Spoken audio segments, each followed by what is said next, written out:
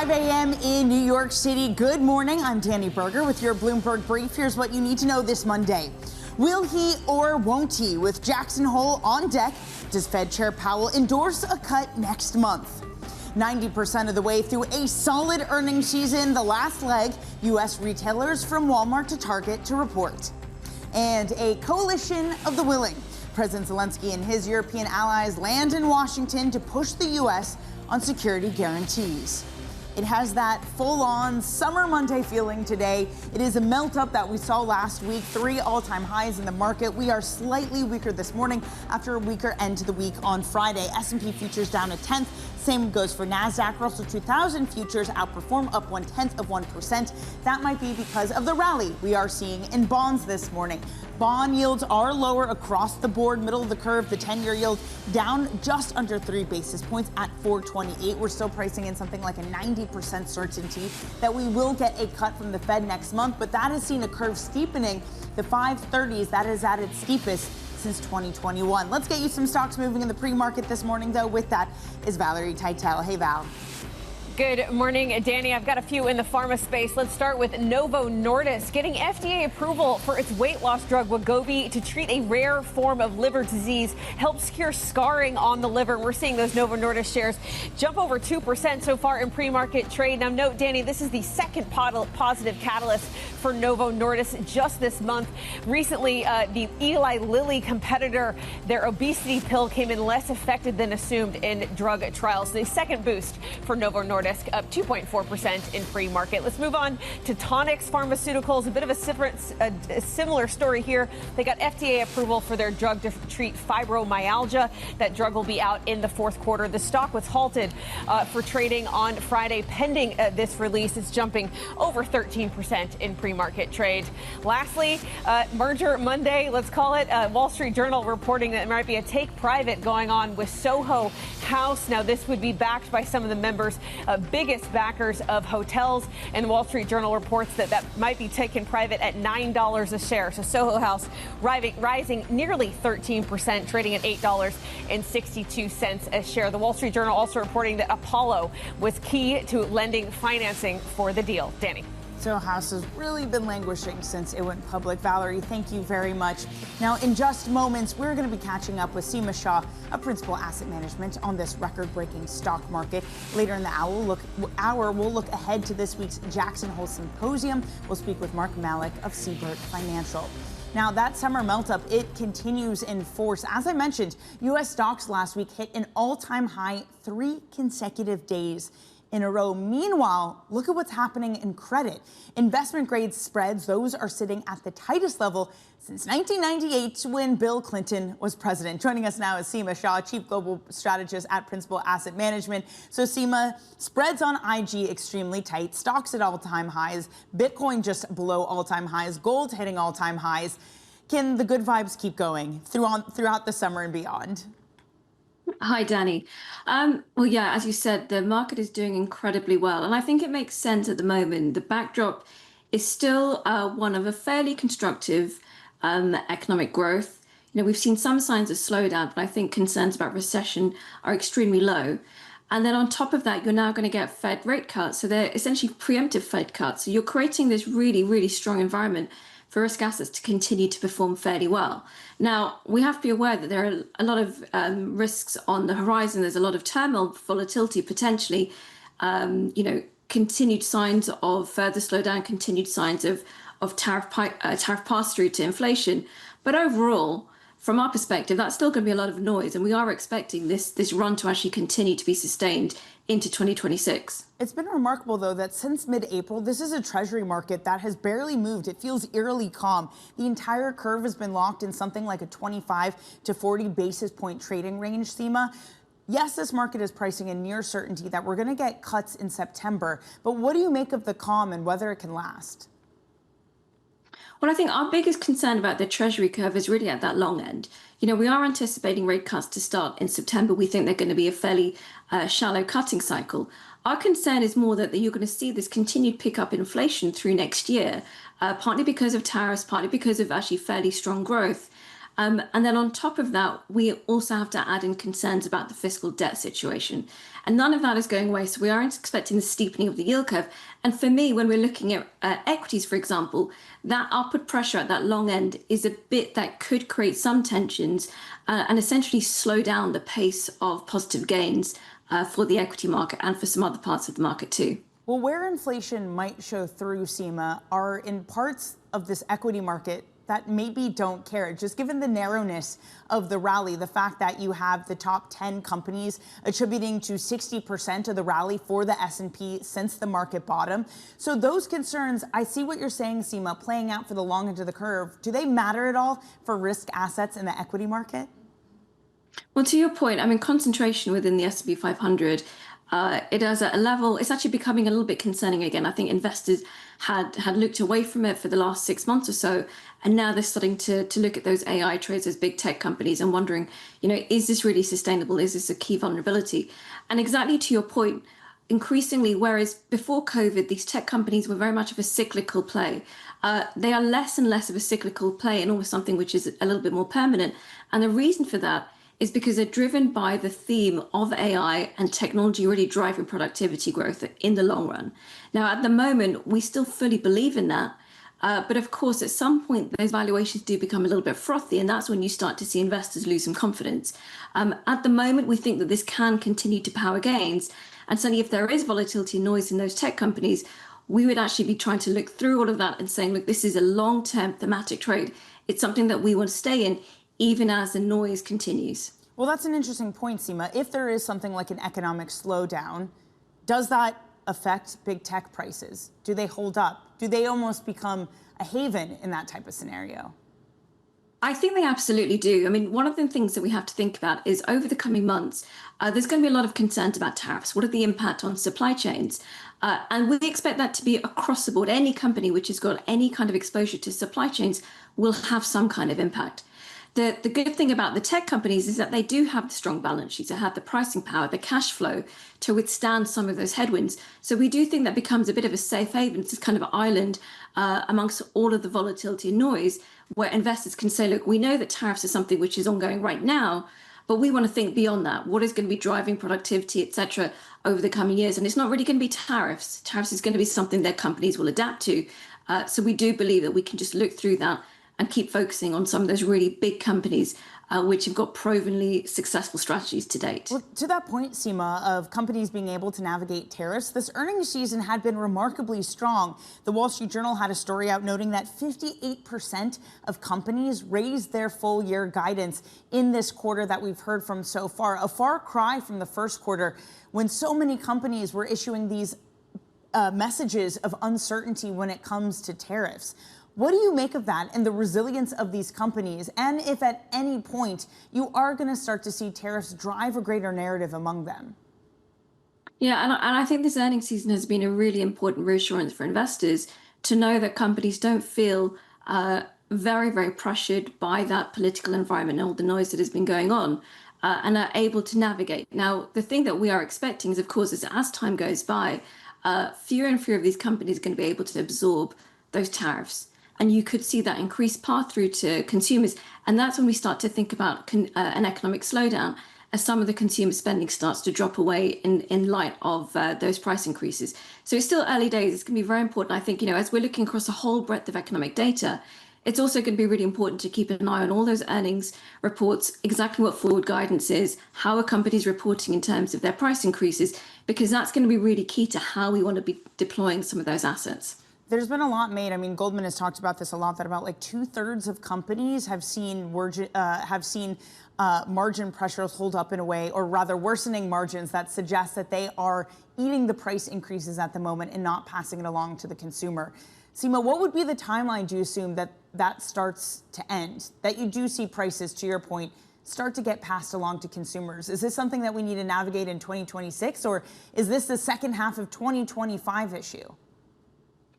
To me, this is a 2026 issue, and we're taking a step back and we're looking at the resilience of US companies, the strength of profit margins, the strength of general corporate balance sheets Does give us a lot of reassurance that these companies are able to absorb some of these price increases without too much concern. Of course, that can't last forever, but really this is a 2026 story, and it may even be a second half of 2026 story.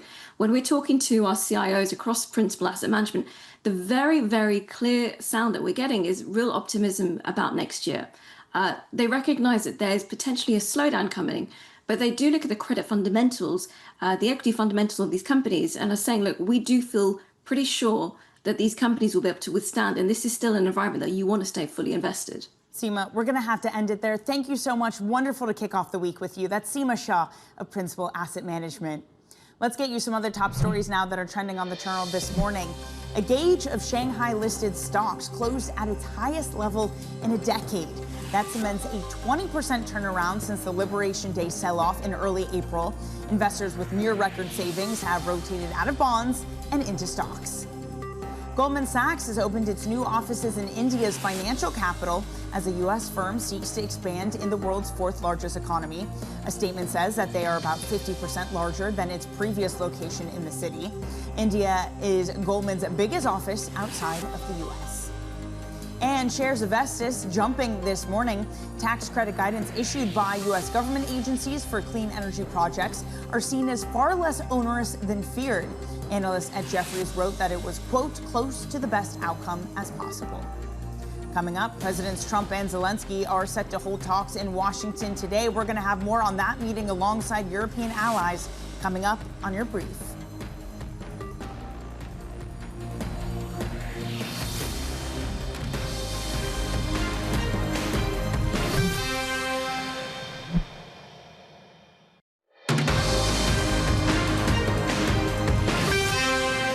The beginning of Russia's brutal invasion, Europe has been at Ukraine's side, united, and we will support you for as long as it takes, for just and lasting peace. And this peace must be achieved through strength. European leaders supporting Ukraine and President Zelenskiy after President Trump's summit last Friday with Russia's President Putin. Zelenskiy, Trump, and the coalition of the willing are set to meet this afternoon in Washington for more peace talks. I'm now joined by Bloomberg's chief European correspondent, Oliver Crook. Oliver, what's on the agenda today? Yeah, so I think there's an exercise in sort of de-shrouding a lot of the sort of mystery that has surrounded this meeting with Putin and Trump that happened on Friday. As you'll recall, after the summit wrapped up, there was a very brief press statement, very uncharacteristic for President Trump. Putin spoke for about 3 times as long as Trump did, and afterwards everyone was left asking, what exactly did we achieve here? What exactly happened? What concessions were made? We got some answers to some of those questions in some of the sort of press statements that have been made by people surrounding Trump, like Steve Witkoff, who yesterday said, and I think this is probably the most significant step forward we've seen from the United States in the arrangement and the discussions around Ukraine, which was this idea that Witkoff presented that the U.S. could put forward security guarantees for Ukraine that would be like an Article 5 guarantee for NATO, i.e., if there happened to be a peace deal between Russia and Ukraine, that the Americans would, in fact, step in and provide military and security guarantees for Ukraine. That is not something that we've heard previously explicitly stated by the U.S. administration. If that is, in fact, the U.S. position, that is a meaningful step forward. What is less clear, Danny, is why that is something that the Russians needed to sign off on. The U.S. could very well have put forward those security guarantees a few weeks and months ago without any conversation with Putin. But that is, I think, one of the big chips on the table here, and that is going to be the big prize in the discussions that are going to happen a little bit later today in Washington, D.C. with Zelensky and the many Europeans who will be also flanking him in that meeting, is to see what the United States is willing to do and what they will require from the Europeans also to step in and provide those security guarantees. Oliver, hang tight, because I also want to bring into the conversation at this moment Liliana Byington in Washington, D.C., our Bloomberg government reporter. Liliana, to Oliver's point, it was an uncharacteristically short press conference that we got from President Trump with President Putin after their meeting. What has the U.S. said about what has been the outcome of that meeting on Friday and how it sets up today's meeting with the Europeans? Absolutely. You saw over the weekend Secretary Rubio and Witkoff both talking about how they think that this meeting in Alaska on Friday between President Putin and President Trump brought them forward closer to an agreement.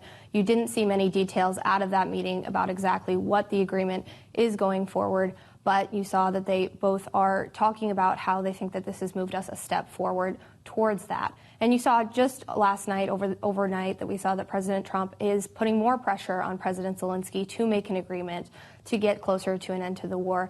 And so going into this meeting, President Trump and U.S. leaders are putting pressure on Zelenskiy to get closer to that deal. And so that's what we're seeing going forward, is those pressure the United States is putting on Ukraine, which is a shift. You know, there's also pressure being put on Russia, but right now the pressure is on Zelenskiy going into this meeting, wanting the United States. President Trump promised from the beginning to bring an end to this war. That's something he campaigned on, and so he's really pushing hard going into this meeting to try to get to that deal. Yeah, Trump writing on Truth Social, you could see there that Zelensky can end the war with Russia almost immediately if he wants to, or he can continue to fight. Oliver, how receptive might Zelensky be to that message? What actual concessions, if any, would Zelensky be willing to agree to?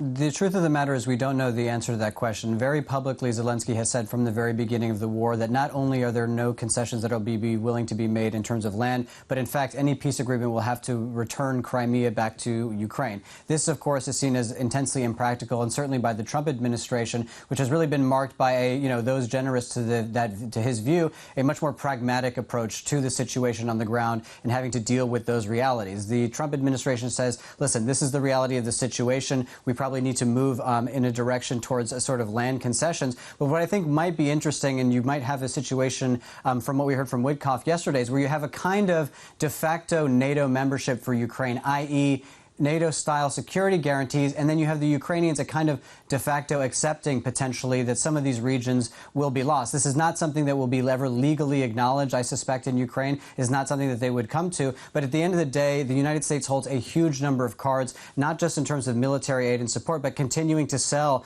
weapons to the Ukrainians that the Europeans are paying for, continuing to provide satellite cover, intelligence information, all of these sorts of things. And if these are things that Trump is willing to bargain with in order to push people to the negotiating table, that is something that is very material in the calculus on this decision. I think what is very interesting is after that meeting on Friday, you now have seen all of these European leaders. We're talking about Merz, Macron, Starmer, Rutte, Ursula von der Leyen. They're all going to Washington, D.C. to try to give more momentum to these talks and to try to explain to Donald Trump, which is the sort of golden rule here, is that Europe and Ukraine are not the impediment to peace. We're showing up. We're willing to do what it takes to get this over the line. Liliana, another lever that it seems like the Trump administration is happy to pull is to put pressure on India. This from the White House counselor on trade, Peter Navarro, an op-ed in the FT this morning.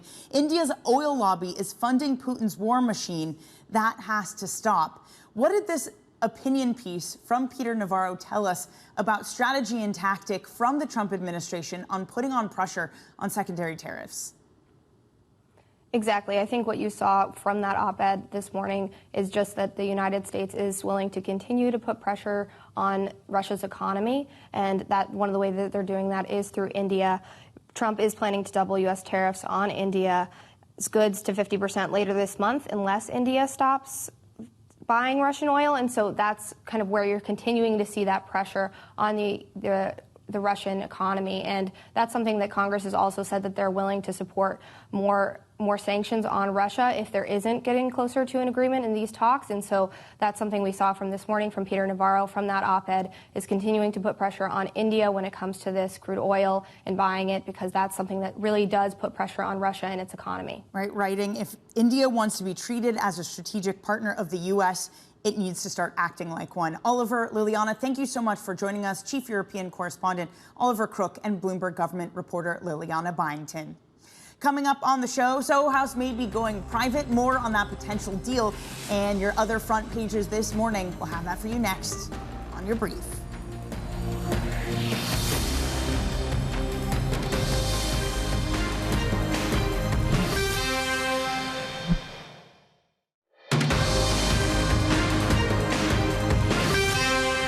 You're watching watching Bloomberg Brief. I'm Danny Berger in New York. Let's take a look at the front pages this morning, what's making headlines in the major publications. First up, the FT and, all newspapers leading with President Zelenskiy and European leaders meeting with President Trump today.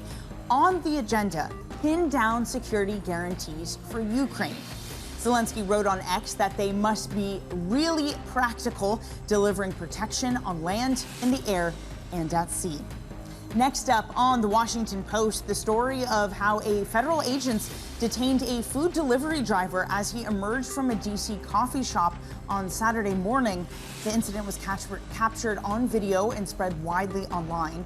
A Department of Homeland Security spokeswoman identified the man and said that the man illegally entered the U.S. in 2023. Of course, that comes alongside the presence of federal forces in Washington, D.C.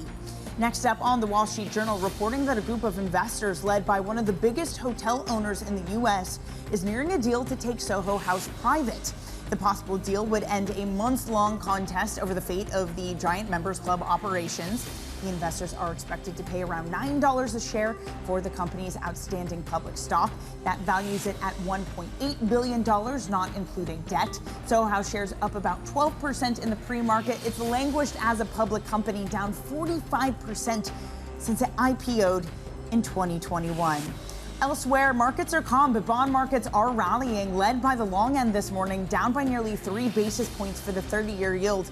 That is a reversal of what the trend has been, and that has been 2-year yields down sharply and a long end that's been moving higher, 5s, 30s at the steepest to end the week last week since 2021. Coming up, it's Chair Powell's speech at Jackson Hole later in the week. We'll catch up with Malek of Siebert Financial.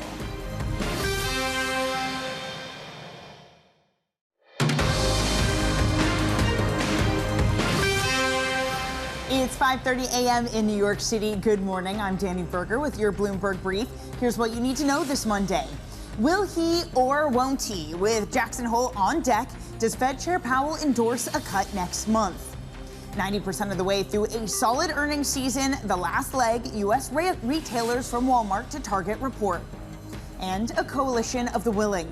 President Zelenskiy and his European allies land in Washington to push the U.S. on security guarantees. Well, it was record after record for this equity market last week, but we're starting this week on a softer note. S&P and NASDAQ futures down about 0.2%. Some of the outperformance of Russell 2000 futures stays there, but starts to ebb. U.S. IG spreads, by the way, they're the tightest since 1998. Futures for this bond market pricing in over 100 basis points of Fed cuts through the next 12 months. Yields are lower this morning, led by the long end. This has been the reversal of what we have seen, and that is yields lower on the front end and some tension and pushing higher on the long end. The 530s curve, that is the steepest since 2021. But this morning, 10-year yields down by 2.5 basis points at 429.07. Let's look at some of the stocks moving in the pre-market this morning. With that is Valerie. Hey, Val.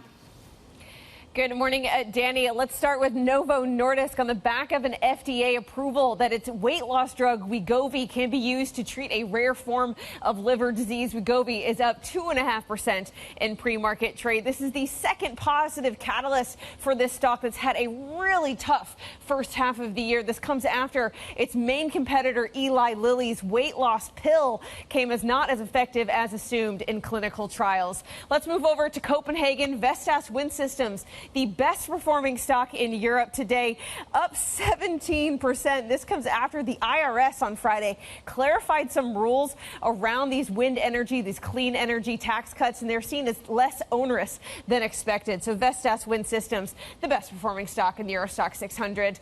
Lastly, we might have a deal on our hands today. Soho House being speculated to be taken private. This is a report from the Wall Street Journal that it could be taken private as early as today for $9 a share. We're seeing Soho House trade higher by 13%, Danny. They also reported that Apollo was a key part of debt financing for this deal. Danny. Valerie, thank you so much. It seems to be a big day for take privates. By the way, Thoma Bravo apparently, according to people familiar, in talks to buy management software provider Dayforce. That would also be a take private. Now, elsewhere, the main focus for Wall Street, investors waiting Fed Chair Powell's speech at the annual Jackson Hole Symposium set to kick off on Thursday. Bloomberg's Jill Deesis joins us for a look forward to that. Jill, what are the expectations going into Jackson Hole this year? Well, look, Danny, I think that at this point, we clearly want to see whether we get any kind of an indication from Powell during the speech that we're expecting on Friday, where he's laying out, some hints of policy this year. Is he going to give us any kind of an expectation and any kind of a hint that there could be a rate, that we should be looking at rates in September, right? I mean, I think that ultimately, he has used this speech sort of famously before. You're seeing here right on your screen. We had that announcement last year, time for policy to adjust in 2024. That really did signal the start, of some of those rate cuts. That seemed to be that he was signaling that really clear as day expectation. 2022, I'd also point to as well. Obviously, those incredibly hawkish comments. Massive market reaction there. Are we going to see something similar, this time around in terms of, continuing that easing cycle? I'm not really sure. I mean, look, certainly over the last week or so, we've seen, some of those mixed signals around what exactly is happening here. We had the CPI print, and then that narrative was immediately turned on its head when we had that hotter than expected PPI print. More data obviously to come, but ultimately, I think, the Fed's challenges here really kind of remain the same. We've still got, sort of those concerns around inflation. Not sure that we're seeing enough data in the jobs market right now to sort of justify something that's more aggressive. So I think that kind of leaves it open to interpretation. I'm just not sure that we're going to get something sort of as definitive from Powell this time around as maybe we've gotten in prior years. Well, not only has the data been split, Jill, it's also been an FOMC that seems to have been split. What does that mean in terms of the consensus building we might get from Powell, or even the noise from other policymakers that we're likely to get this coming week? Yeah, I think that is huge, Danny. I mean, look, I think, just the fact that you do have some of that split within the FOMC does indicate that maybe there's still some question over, when exactly you cut rates and how, whether that's, something that is a little bit more jumbo size, whether that's something where, it still kind of seems like consensus is building toward 2 this year. But again, maybe it's Powell that ultimately is able to sort of set that out during the Jackson Hole this week. I'd also point to the fact that, you also have the opportunity where, Powell is going to be among his global peers as well. So you've got the opportunity for him to be surrounded by, other, international central bankers that are actually, sort of coming in. How much that actually changes the tenure, I'd be really interested to see, particularly because, I think the albatross kind of hanging over all of this is, of course, the fact that, there's still quite a bit of pressure from Donald Trump himself, the Trump administration, to sort of bring those cuts forward.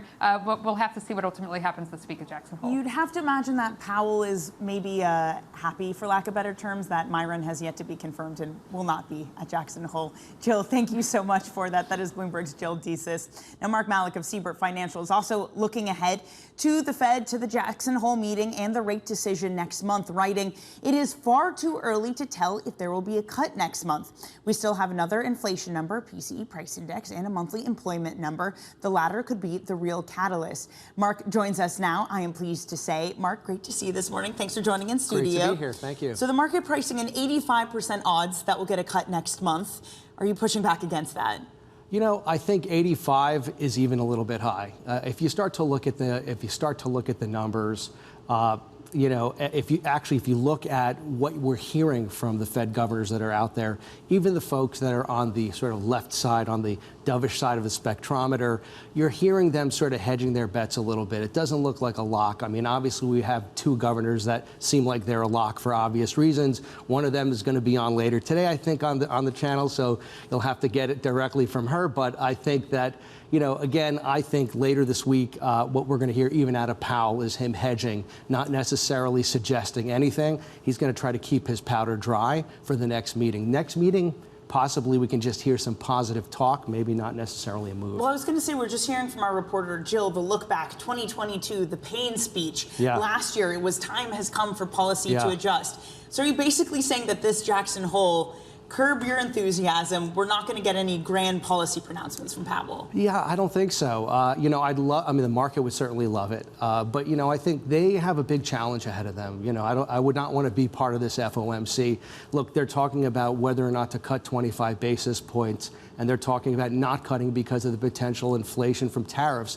But the fact is the Fed funds rate would not impact in any way the type of inflation that we would get from those tariffs, which is the supply push inflation. Really, that affects more consumers and things like that. So the fact of the matter is 25 basis points up or down or the same won't really matter. But the truth is they do have a challenge on their hands with inflation that's still here that they can't control. Well, in that quote I read from you, basically said the labor market figure is going to be the most important one. So is it your understanding that if that shows still robustness, maybe pushes back against some of the weaker numbers we had in the prior month, that we don't get the cut? Is that the assumption? I think, yeah. I mean, I think the labor market is the one bit of positive or pressure on the Fed to actually start to consider cutting. I mean, we had 3 months in a row of bad numbers, and so if we get another month yet, I think that that will certainly improve in my mind the probability of a rate cut coming up sooner than later. But if that reverses, of course, the market will be disappointed, to say the least. Well, it's a market that has been, I guess, eerily calm is maybe the word for it. Stocks at an all-time high. Credit spreads at the tightest since Bill Clinton was president. Treasuries have been moving in a very tight range since the market bottom. Does anything upset that? To your point, we're not really going to get any catalyst till next month, and even then the picture might not be clear. Look, every month we're still waiting for those bad numbers to show up, and they're not showing up, and the market's sort of reacting to that, and we're almost through earnings. Our earnings was fantastic. It certainly exceeded a lot of our expectations. Look, we're not done yet. I mean, we have a very big week ahead of us. We have the retailers coming out this week. I'm sure we're going to hear something from them in terms of the impact of tariffs. That could sort of tighten things up a little bit. We're entering a seasonally challenging time right now. But again, I think the markets are sort of looking through these things. I mean, we were expecting some really bad numbers, and we haven't seen them yet on earnings and on the economics front as well. Walmart, I think, will be really interesting because they were one of the first companies to come out and say at some point we're going to have to pass prices along to consumers.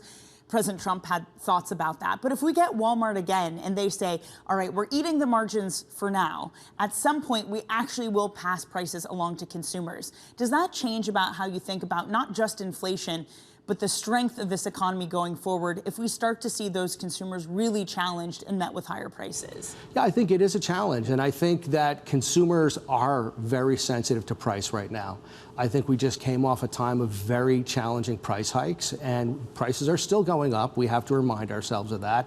And so I think Walmart, rightly so, or all these retailers, rightly so, are concerned that if they do pass these hikes on to the consumers are going to pull back. There could be some challenges there, and I think that's why you see a lot of companies trying to eat it for as long as they can, especially ones that don't have pricing power. Like Walmart is more in a commodity type business, so they don't have the same pricing power as maybe a company like Apple, right? Which, we all want our iPhone, so they can raise the price and we probably will still buy it to a point. So, we expect to see a difference between those types of companies. I gotta say, to that point, it feels like such a bifurcated economy that we can be talking about still consumers sensitive to prices and maybe issues at some of the retailers.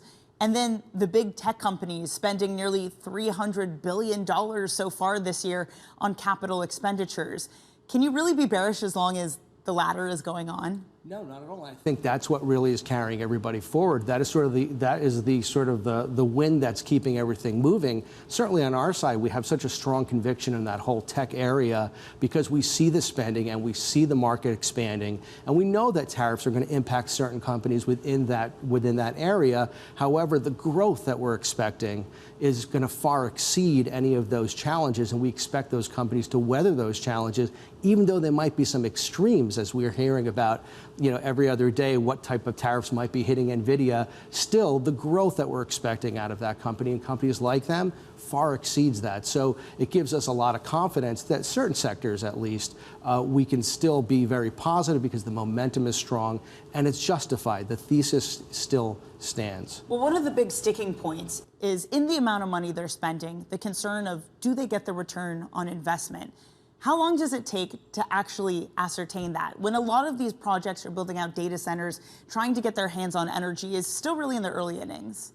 Agree, but we are seeing the returns already. So when we just had this last earnings season, we are seeing some very positive earnings attributed to the AI infrastructure. And so this is really sort of at the core of the AI infrastructure, is now just making its way to the outer edges, right? So we are going to see that. It may not be as tangible as, this is the IRR for this specific investment. However, we are starting to see companies improve. We see, we even see a lot of companies now raising their guidance for the full year, and behind that, a lot of positivity around how they can get more improvements in terms of efficiencies and things like that. We are going to see it. It may just not be so obvious. But from our perspective, as long as that happens, it's going to continue to pull this infrastructure, and we're going to continue to see positive growth in those companies. So I take it you're still happy to buy here, even though we're at near all-time highs. Yes. Look, when there is momentum the way it is, when there is a growth potential the way it is, we are definitely not afraid to buy at the highs, because there is so much evidence that it's going to continue to grow at this point. Mark. Not across the board, but certainly in that area. Mark, so great to see you. Thank you so much for joining. Thank you for your time. That is Mark Malek of Siebert Financial. Coming up on the show, Presidents Trump and Zelensky meet in Washington this afternoon. More on what to expect from those talks coming up next on your brief.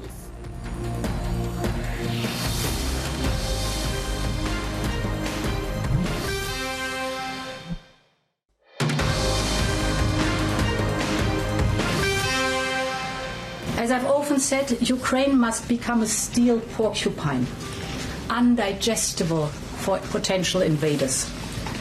We welcome President Trump's willingness to contribute to Article 5-like security guarantees for Ukraine.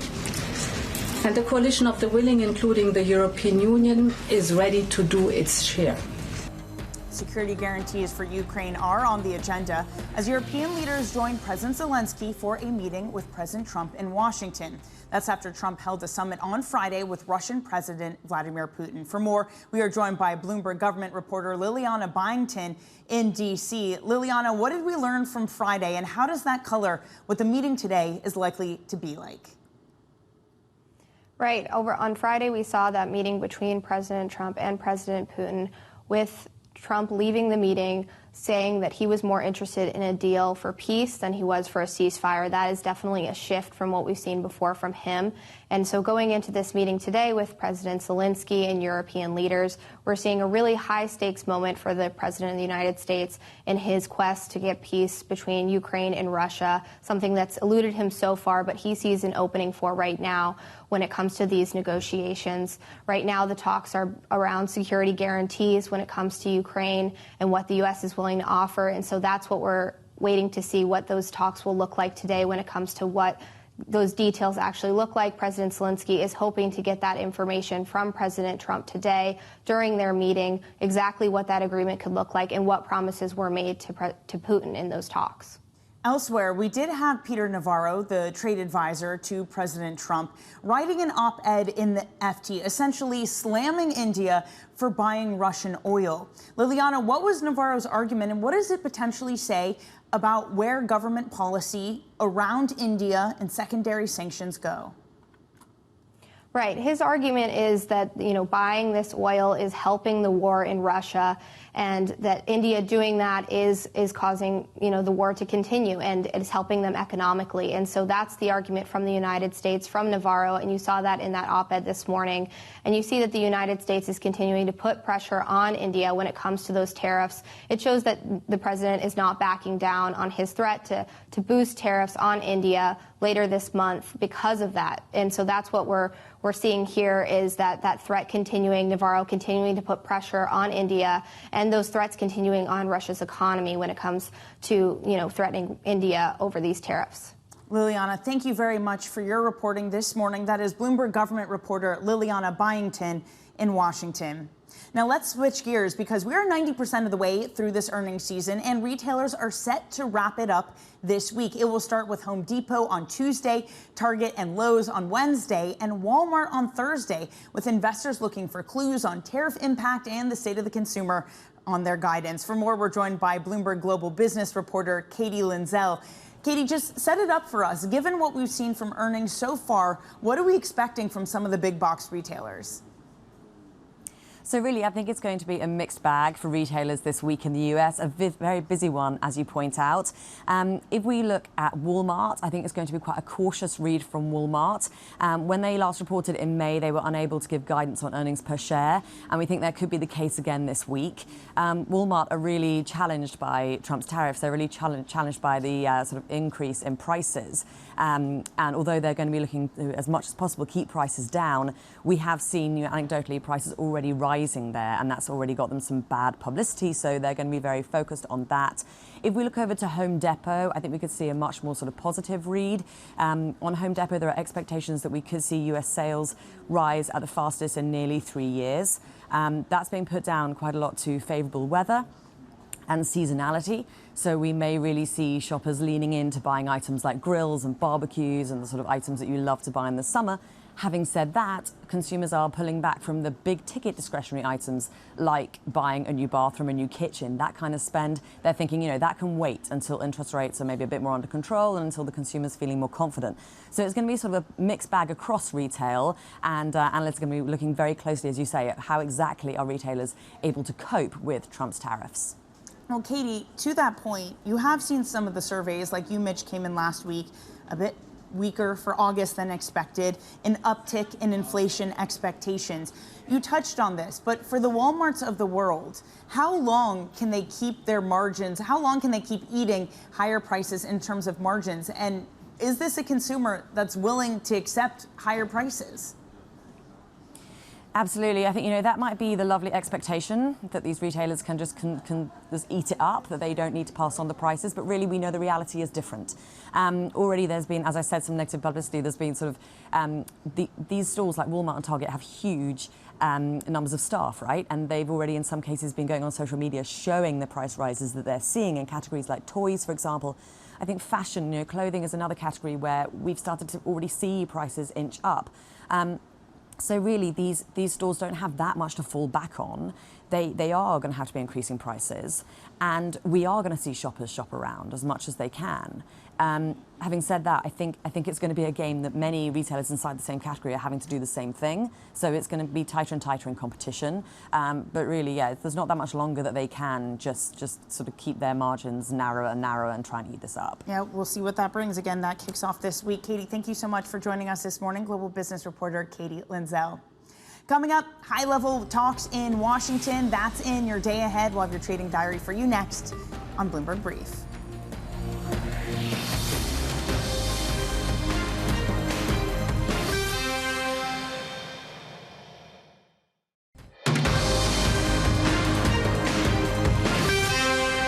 You're watching Bloomberg Brief. I'm Danny Berger in New York. Let's get you set up for your trading day today.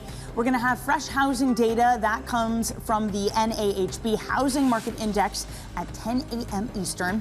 At 1 p.m., Ukrainian President Zelenskiy meets with President Trump at the White House. An hour later, they're going to be joined by European leaders. That includes UK Prime Minister Starmer, French President Emmanuel Macron, German Chancellor Merz, among others, that coalition of the willing, and Palo Alto, that is set to report earnings after the market closed. Now, speaking of companies, let's look at some of the individual movers this morning. Novo Nordisk, that is moving much higher in the European trade and the U.S. ADRs by just under 3%. News that Wegovy has won U.S. approval for liver treatment. Soho House, those shares up 13.7%. A Wall Street Journal story that the company is nearing a deal for a take private. And it's a big day for take privates, apparently, because Dayforce, sources telling Bloomberg that Thoma Bravo is said to be in talks to buy out the software firm, those shares up 21%. Let's take a view of this bond market as we head to the end of this hour. We are looking at a rally across the bond market, but Barclays out with a note moments ago saying that the market is sure that they're going to get a September cut. They do not see it happening. They say that the recent incoming data has not been enough to change Powell's mind. And the hawkish members of the FOMC, what we've heard from them, their minds don't seem to have changed much either. We're going to get Jackson Hole this week, so we'll see what the noise coming out of there is. Your 10-year year this morning at 429.26. All right, that's it for your brief. Surveillance up ahead. This is Bloomberg.